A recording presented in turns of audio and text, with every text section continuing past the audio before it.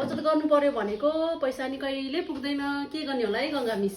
ल सन्या मिस तपाईलाई बचत किन चाहियो भन्नुस् त।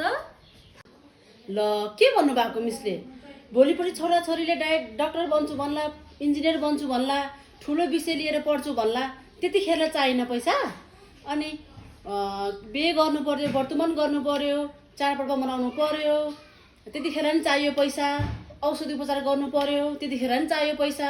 भोलिको के भर्छ र पहिले के त्यत्रो भूकम्प गयो कोरोना लाग्यो कोरोनाको महामारीमा सबैलाई कति गाह्रो भयो पैसा चाहिने त्यतिखेर नै बचत गराए भए बचत भए त्यतिखेर कति सजिलो हुन्छ त्यही भएर चाहियो पैसा।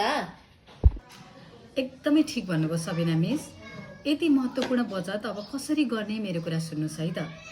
बचत गर्नको लागि सबैभन्दा पहिला यहाँहरूले आफ्नो वित्तीय लक्ष्य निर्धारण गर्नु पर्यो र त्यो वित्तीय लक्ष्य पुरा गर्नको लागि कति पैसाको आवश्यकता पर्छ भनेर अनुमान गर्ने। जस्तै आफ्नो छोराछोरीहरू पढाउनको लागि चाहिँ यहाँलाई 12 लाखको आवश्यकता छ। 12 वर्षभित्र यहाँले व्यवस्था गर्नुपर्ने छ भने यहाँले वार्षिक रूपमा 1-1 लाख जम्मा गर्दै जानु पर्यो अथवा मासिक रूपमा चाहिँ 8,333 यहाँले बचत खातामा जम्मा गर्दै जानुभयो भने 12 वर्ष पछाडि ब्याज सहित त्यो 12 लाखभन्दा पनि बढी रकम यहाँले जम्मा गर्न सक्नुहुन्छ।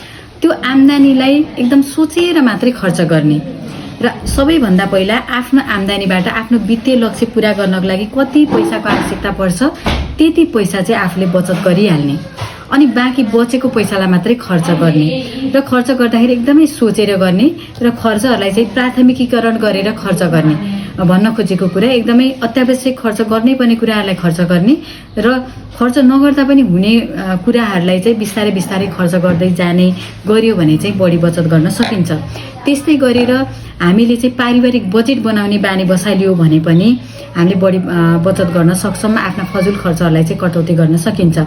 जसरी देश सञ्चालन गर्नको लागि चाहिँ वार्षिक रूपमा आर्थिक बजेट बनाउने गरिन्छ त्यस्तै गरेर एउटा परिवार राम्रोसँग सहज वातावरणमा सञ्चालन गर्नको लागि पनि पारिवारिक बजेट बनाउने बानी बसालियो भने आफ्नो आम्दानी खर्चलाई हिसाब किताब राख्न अनि फजुल खर्चलाई कटौती गर्न र धेरै बचत गर्नलाई चाहिँ त्यसले सहयोग पुर्याउँछ र पारिवारिक बजेट बनाउने चाहिँ बानी बसाल्नु धेरै राम्रो हुन्छ।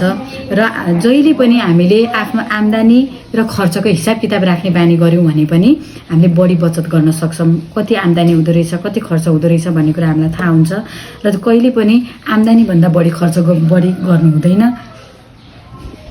यसरी आफ्नो आम्दानीका स्रोतहरू पहिचान गर्ने र त्यो आम्दानीलाई एकदमै सोचेर मात्रै खर्च गर्ने आफ्नो वित्तीय लक्ष्य निर्माण गरेर सोही अनुसारको पैसा कति बचत गर्नुपर्छ भनेर आफ्नो आम्दानीबाट पहिले नै बचत गर्ने र बाँकी बसेको पैसालाई चाहिँ खर्च गर्ने बानी बसालियो भने चाहिँ हामीले बढीभन्दा बढी बचत गर्न सक्छौँ।